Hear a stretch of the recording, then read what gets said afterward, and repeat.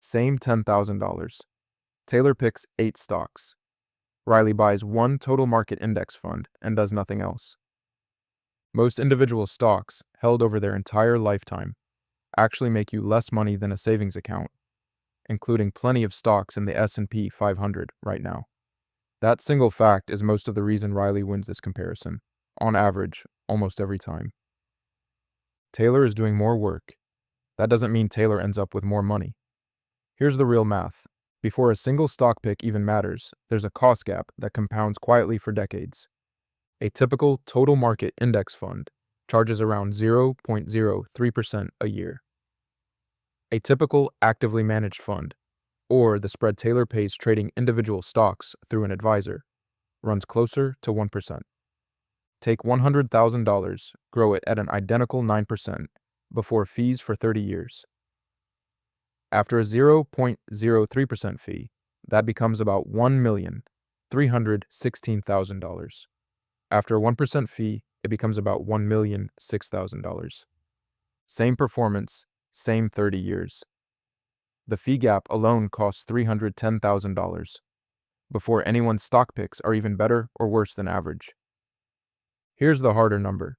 Year after year, the large majority of professional fund managers, people who do this full-time, with research teams and data terminals, fail to beat a basic S&P 500 index fund over any 10 to 15-year stretch. Check the latest SPIVA scorecard for the exact figure each year, but it's consistently the large majority, not a close split. These are professionals. Taylor is one person with a job, picking stocks part-time. If most full-time professionals can't reliably beat the index, the odds for any individual investor, including a very smart one, are not good. Not impossible. Just not good. Here's the math that actually explains all of this.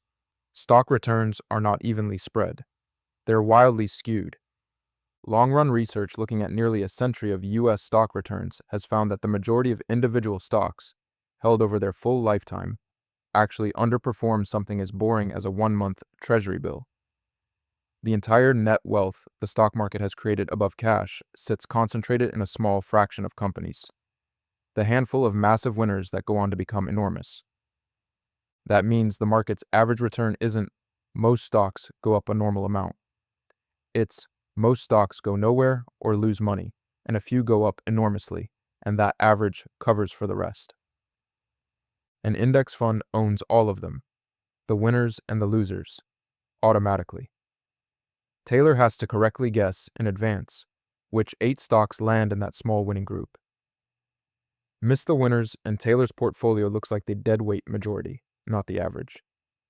This is the most common pushback, and it deserves a real answer. Yes, that happens. It's also exactly what the math predicts. If a small number of stocks drive nearly all the market's excess return, then by definition, some people who happen to hold those specific stocks will do spectacularly well.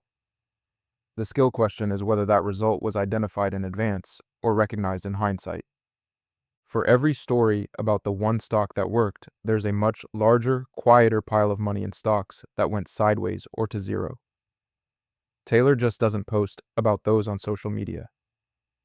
Survivorship bias makes the wins louder than the losses, every time. Run it out 20 years.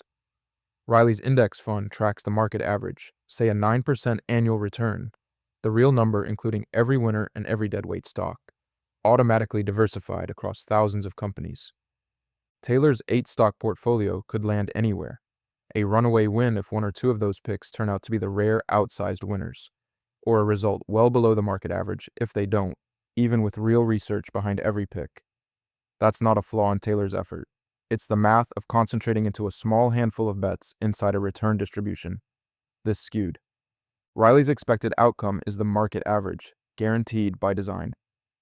Taylor's expected outcome before fees is centered below that average. Because skipping a handful of winners that aren't in your 8 picks costs you disproportionately in a distribution this lopsided. Add the fee and trading cost gap on top, and the case gets harder still. This isn't an argument that picking stocks is always foolish. If you have genuine, specific insight into an industry, you work in it, you understand it structurally better than the market does. A small, deliberate allocation can be reasonable. If you enjoy the research as a hobby and size each bet so a total loss wouldn't change your life, that's a defensible use of fun money. And owning stock in the company you work for, with eyes open about the concentration risk, is a different situation than picking strangers' companies off a screener. The common middle ground a lot of advisors suggest: keep the core of your portfolio, the majority of it, in index funds and cap individual stock picking at a small slice you've deliberately decided you can afford to get wrong. If your goal is building long-term wealth with the best realistic odds, a low-cost index fund is the mathematically favored default because it captures the rare winners automatically instead of requiring you to predict them. If you want to pick individual stocks anyway, size it as a minority slice, know the odds going in, and don't mistake one good year for proof it's working. The time frame that matters here is decades, not quarters.